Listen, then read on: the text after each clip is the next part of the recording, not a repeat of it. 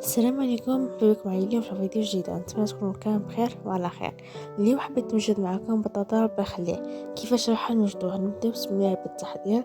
عندي هنا حبة بصلة تكون كبيرة، قطعتها إلى قطع صغيرة، تكون قطع صغيرة جدا، تكون شوية رهيفة. تحبوها تكون طويلة ورقيقة ولا تكون قطع صغيرة تيدي وتكون صغيرة، ما لازمش تكون كبيرة باش تذوب مع المرقة. ولازم كي نديرو في الكوكوط ما نديرو لا سمن لا زيت. غادي ندير الخليع اللي داك النهار طيبته معكم.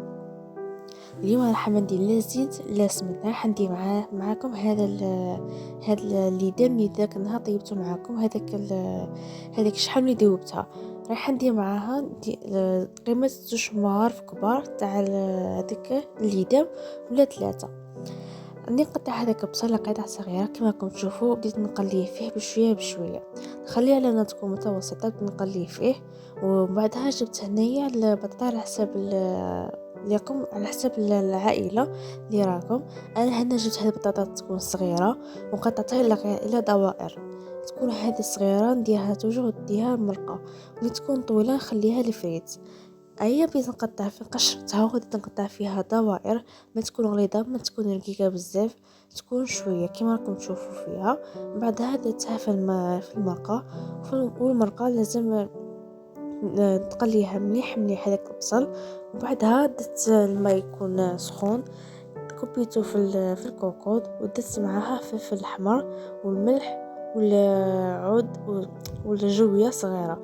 تحبوا ديروا فلفل احمر حار ولا ديروا هذيك بيكونتي الاحمر. كبيتهم وبعدها كبيت معاها البطاطا خليتها تغلي وبلات عليها الكوكوط. وهنايا كما القديد ما درتوش مع الاول، لان القديد كان طايب ديجا من قبل. حتى طيبت بطاطا مليح مليح وطيبت وحطيت القديد. هنايا طماطيش تحبوا تقطعوها لقطع صغيره ولا نغطيوها.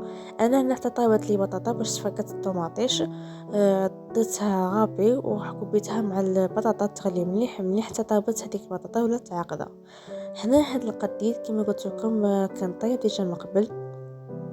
بديت خطايت حبات يكونوا موين يكونوا صغار خليتهم يغليو مع المرقه.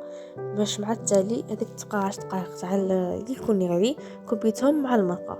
هنا الملح على حسب الذوق اللي راه ما تكثروش بزاف لان القديد ديجا يكون مالح.